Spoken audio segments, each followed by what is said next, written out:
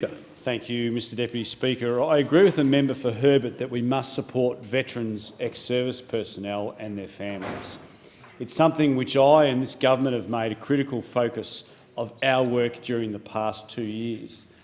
Now, Mr Deputy Speaker, just 2 weeks ago I had the privilege of spending a few days with the ship's company of HMAS Melville off Cairns, who were doing their deployment readiness, and I can say that there are a number of the ship's company that came from the Sunshine Coast, around about 10 out of a ship's company of around 80 odd, and the level of professionalism demonstrated in the days that I was with them was exceptionally high, as I've seen all around the country, whether it be HMAS Canberra or the many numerous bases I've had the privilege of visiting.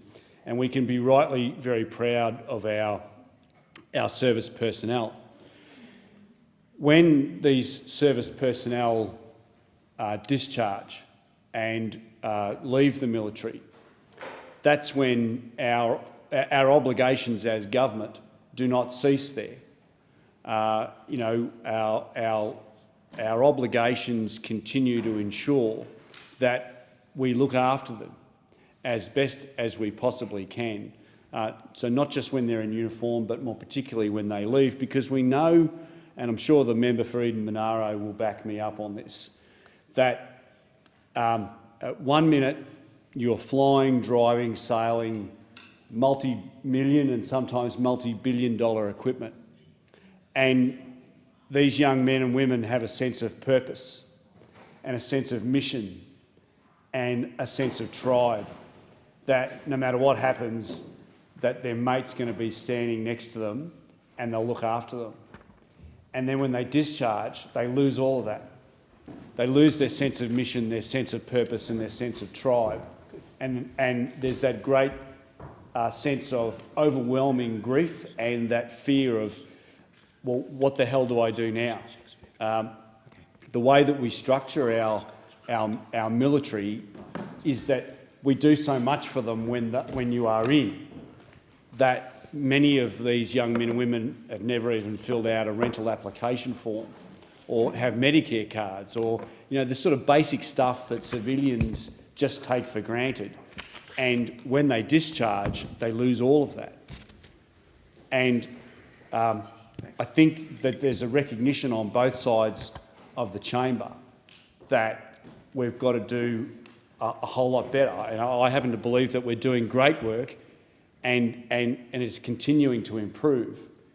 But we've also got to acknowledge that there's so much more to do. And I want to acknowledge the member for Eden Monaro for his service to his country, and for every member and senator in this place that have served and pulled on a uniform.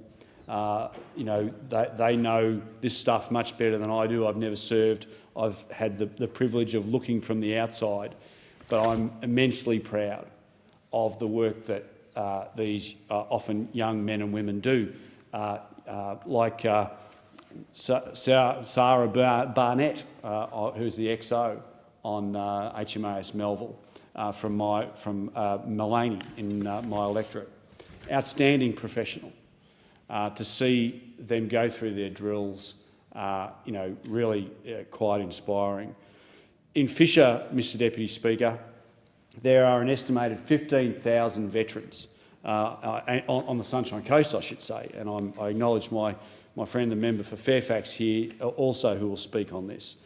Now, the Sunshine Coast has an inordinate number of veterans because, why else? It's a great place to retire. But he and I have an obligation to ensure that we do everything that we can as a government to ensure that their transition is an effective one. This year's budget, the government has committed to more than $11 billion to provide the essential services that our veterans rely on. $11 billion. Now, we're improving our DVA. We know that there are always issues and that not everybody is going to be happy all the time.